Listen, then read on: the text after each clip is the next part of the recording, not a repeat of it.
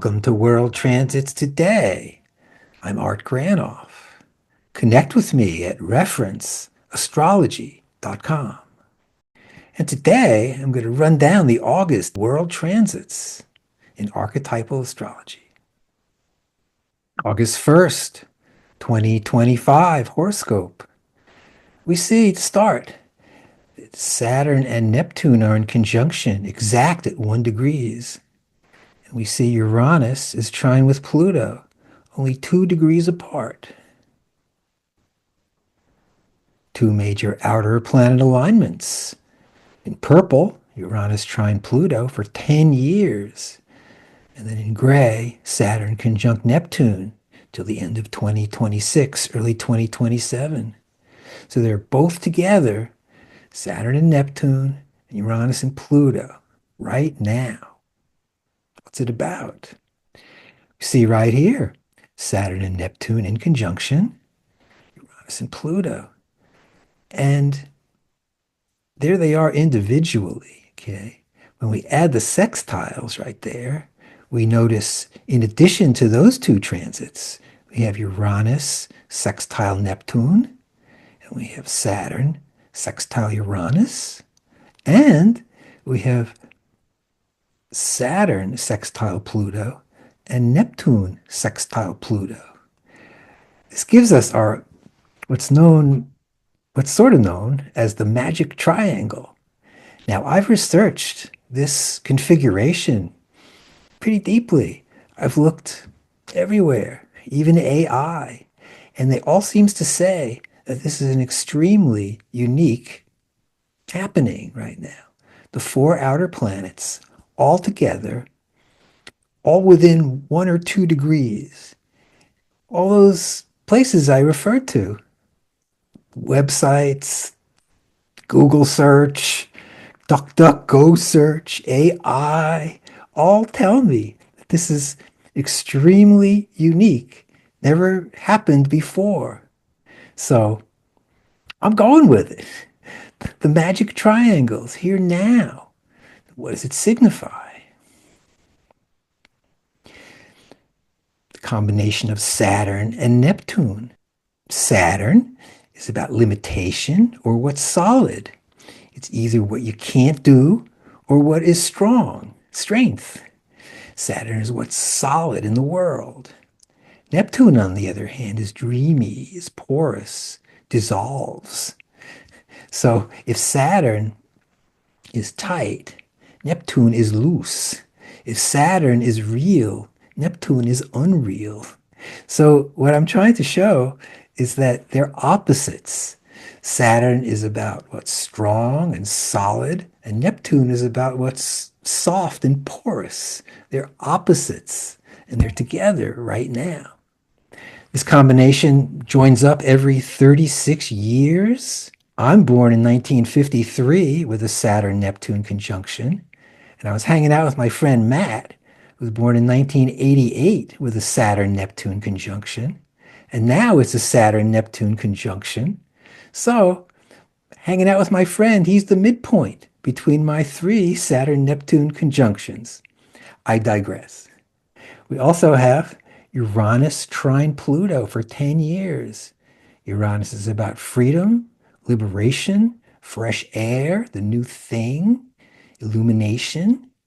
And Pluto is about Hades, the underworld, the underground, what is going on that we usually can't see, that bubbles up occasionally and comes forth, either as our finding our voice, finding our true voice, letting it percolate up, or sometimes we discover another voice in there that is ours, but it's kind of a upset.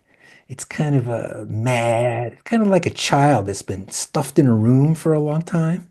When it comes out, it's going to be, ah! So, in other words, Pluto can be very distinctive and can come through you in an incredible way that's unique and wonderful. Or that same voice, if it's not recognized, can be a little tough to deal with. And that's what Pluto's about. It's about what's underground, underworld, and discovering what's there. So Uranus with Pluto represents new beginnings with intensity. Uranus and Pluto, representative of the 1960s. Uranus conjunct Pluto. Thus, we had the 60s when, as I say, men grew their hair and women threw out their bras.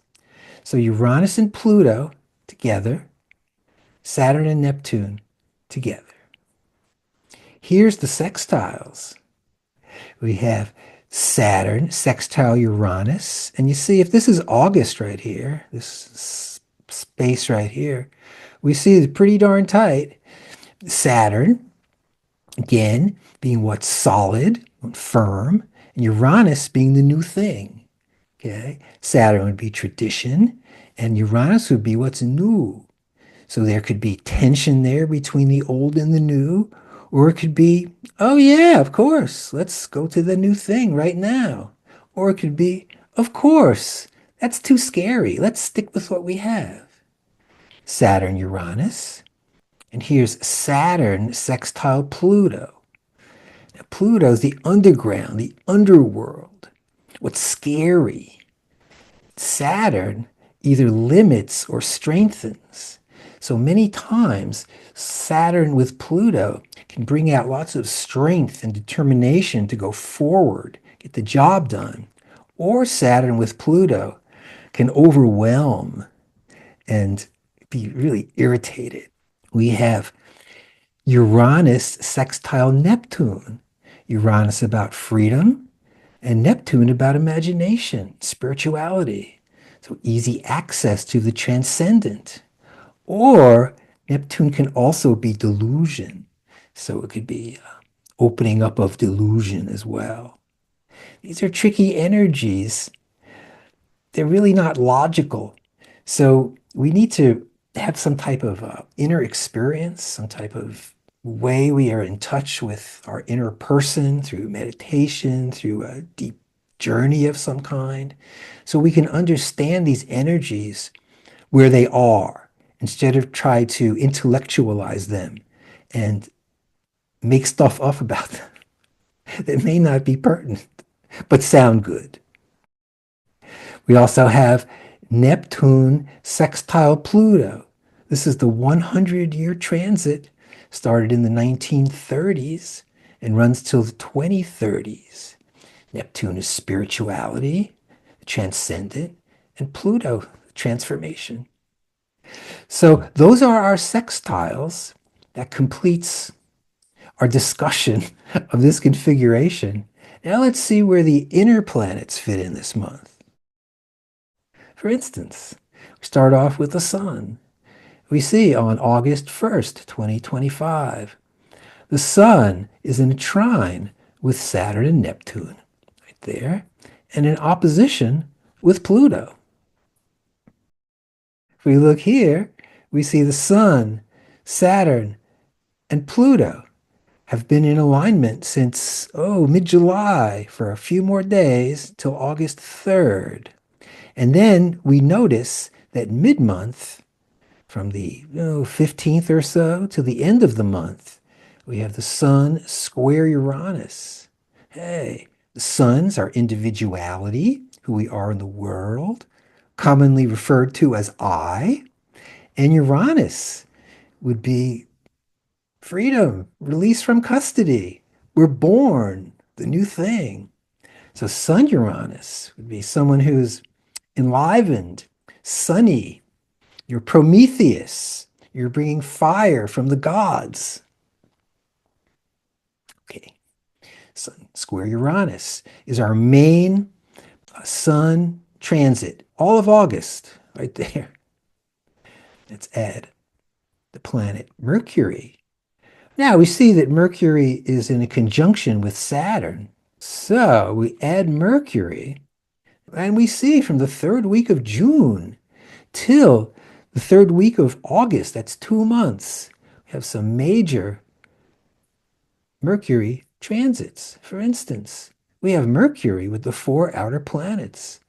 Mercury with Uranus for 2 months, Mercury Saturn, 2 months, Mercury Neptune, and Mercury Pluto. What's that about? Well, Mercury with Saturn, if Mercury is the mind, thinking mechanism in there, logic as we know it, and Saturn is about what's practical in the bottom line. Well, Mercury with Saturn could be learning about practical things, about things that can help us in the world. Maybe we could study to be a doctor or a lawyer, maybe an engineer, something practical. Mercury with Saturn. Also, Mercury with Saturn can limit your mind. Somehow Saturn limits certain things. You don't believe things that aren't really practical. Okay? You can't imagine anything happening that is not practical. Then we have Mercury with Uranus. Okay, Uranus is the new thing, fresh air. Mercury Uranus, known as the aha moment, when you get it, things are clear. Mercury with Neptune, Mercury trine Neptune for 2 months. If Mercury, again, thinking, Neptune is about imagination, it's about spirituality. So if Mercury with Saturn is about becoming a doctor or an engineer, Mercury with Neptune is about becoming a musician or a poet. Any way to use your mind in an imaginative way. An imaginative way. Also, Mercury with Pluto. Pluto's what's underground, underworld. Mercury is the mind. So it's using your mind to go deep, go under the surface, perhaps reading big books, studying large subjects, teaching large subjects. Mercury with the 4 outer planets. And you could say we have, with Mercury, we have Mercury, Saturn, Neptune. Is it this or is it that? Do we think this way or do we think that way? Is this what's going on today or is this what's going on tomorrow? Opposites. It's kind of like the United States leadership right now, saying one thing one day, and then the next day it's something else. And people are like, huh? What? Saturn or Neptune? Real or ideal? I think you get it. And also Mercury with Uranus and Pluto. Uranus, freedom, Pluto, intensity. So it could be a great time, these 2 months. In fact, we've got another few weeks to go for really digging deep into any subject you're looking at, really going for it all the way and just plowing into it and get some knowledge, get something you can hold on to and then teach. We've got the planet Venus, August 1st, in a square with Saturn and Neptune. And if we notice a little deeper here, with Venus at 1 degree and Saturn and Neptune at 1 degree, they're exact. Here on the transit timeline, we see Venus with Saturn, Venus with Neptune. Venus, Saturn, solid love, love that's secure through time, that's made it, or love that's not doing so well, limitation with Saturn. And Venus and Neptune, Venus is the heart, the human heart. Neptune is spirituality, the divine heart, one might say. Venus with Neptune in line, human and spirit in line, conjunction. Very nice. Venus, Saturn, Venus, Neptune. And we notice at the mid-month right here, we've got a full array of Venus, Saturn, Neptune, and Venus, Uranus, Pluto. So with Venus, Uranus being what's new, what's fresh, be fresh love, fresh attraction, fresh going to the art gallery and walking around and getting inspired, stuff like that. And Venus, Pluto, Beauty and the Beast, Really good for sensual adventures. Very strong. Bring the best out of you. Okay? But watch out for power trips with Pluto, who's on top. And now the planet Mars. If we notice, on August 1st, 2025, got the planet Mars, this beautiful kite configuration with Uranus, with Neptune, with Saturn, and with Pluto. Mars on the four outer planets. And there she is right there from, oh, July 25th or so, the other day, till August 24th. Mars with Saturn, Mars Uranus, Mars Neptune, and Mars Pluto. Mars is the planet of motivation, of initiation, of will, of moving around and getting going. We have the planet Mars with Saturn, okay? Mars could be force and Saturn can be resistance. So it's this kind of thing. Mars wants to get through, but Saturn says, no way, Jose. Can't get through. So there's frustration. Could be sparks flying. Or Saturn can strengthen Mars' drive to keep going. So you can do the toughest work. It's true. Mars with Uranus. Okay, Mars, motivation, and Uranus is what's new. So what do you got going in there that's fresh and new, that is inspiring, and you want to do it? Mars Uranus. Shadow of that is you could just be knocking everyone over, forcing your way into what's new. Because Mars can force things a little too much sometimes. That would be the shadow side. Then we have Mars with Neptune. If Mars is movement and Neptune is spirituality, the transcendent, we could say Mars with Neptune moving towards wholeness, or Mars with Neptune moving towards delusion. And sometimes if you're deluded and Mars can be worked up and angry, you can be mad about something that is just an illusion or a delusion. So watch for that. And Mars Pluto, power incorporated. Mars being force, Pluto being transformation. It's being what happens to you when you go through something strong and intense and come out the other side. That's what Pluto is about. So Mars with Pluto is about your strength and tenacity and courage towards your transformation.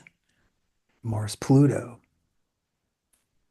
And we might as well add Jupiter right here.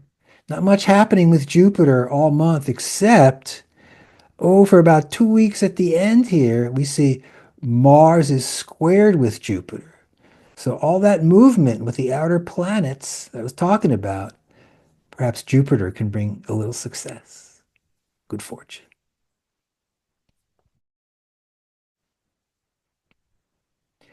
Then just something else to consider with the inner planets and the outer planets. If this is today, August 1st, and we've been talking about Uranus and Pluto trine and Saturn and Neptune conjunction, well, what you could do is run a bi-wheel on your chart and see where those planets are transiting your chart. There's a lot of good stuff in there. Let me show you. For instance, in my chart, Art Granoff, which is the inner ring right there, the outer ring are the transits of the day. So this shows my personal transits. So as an example, in my chart, I have Uranus right there in a conjunction with Jupiter and Mars. Mars and Jupiter conjunction with Uranus. With Saturn and Neptune, which are exact at 1, I've got them as a sextile with Mars and Jupiter conjunction. And then Pluto over here is in a trine, right? Two trines with Mars and Jupiter. So I can look at my chart and see all the four outer planets are all pointing at Mars and Jupiter. So, gee, there must be something going on there, huh? That's good for me to understand and me to check out. You can do the same thing with your chart. Try it out, see what you get. And now, on August 1st, we want to wish happy birthday to Jerry Garcia, beloved musician. There's a picture of Jerry in the mid 60s. He's about 24 years old right there. And here's Jerry Garcia's chart.